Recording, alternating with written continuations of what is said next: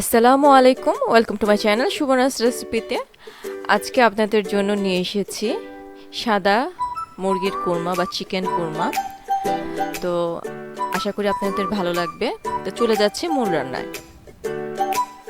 এখন একটি হাঁড়িতে আমি রান্নার রেগুলার তেল দিয়ে দিয়েছি 1 কাপের মতন, আর এর মধ্যে দিয়ে দিব কিছু গরম মশলা, আর এর মধ্যে আমি দিয়ে দিচ্ছি 1 বাটির মতন পেঁয়াজ বাটা। পেঁয়াজ বাটাটার মধ্যে আমি এখানে 2-3টা কাঁচা মরিচ একসাথে ব্লেন্ড করে রেখেছিলাম। আর এখন এই গরম মশলাটার মধ্যে পেঁয়াজ বাটাটা দিয়ে ভালো মতন আমি কষিয়ে নিব। কিছুক্ষণ কষিয়ে নিয়ে এর মধ্যে দিয়ে দিব আমি 1/2 চা চামচের মতন হলুদের গুঁড়া, একটু কালার হওয়ার জন্য। এখন আমি দিয়ে দিচ্ছি 1 টেবিল চামচ আদা বাটা, 1 টেবিল চামচ রসুন বাটা দিয়ে আবারও একটু ভালো মতন কষিয়ে নিব মশলাটা। মশলাগুলো দিয়ে কিছুক্ষণ ভালো মতন কষিয়ে নিতে হবে। মশলাগুলো ভালো মতন কষানোর পর এর মধ্যে এখন আমি দিয়ে দিব চিকেনের টুকরোগুলো। এখানে আমি 1.5 কেজির মতন চিকেন নিয়ে নিয়েছি। এগুলো ভালো মতন কেটে ধুয়ে ঝরিয়ে রেখেছিলাম।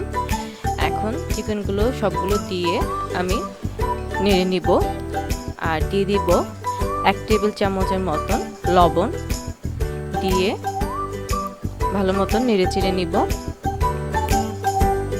ভালো মতন নেড়ে চেড়ে আমি এটাকে প্রায় 5 মিনিটের মতন কষিয়ে নিব ঢাকনা দিয়ে।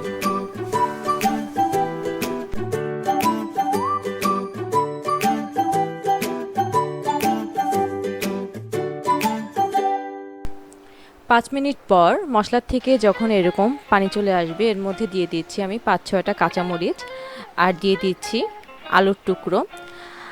আলুটা আসলে আমার বাচ্চারা পছন্দ করে, এই জন্য আমি এখানে কোরমায় আলু অ্যাড করেছি। আপনারা যদি না দিতে চান তাহলে স্কিপ করতে পারেন।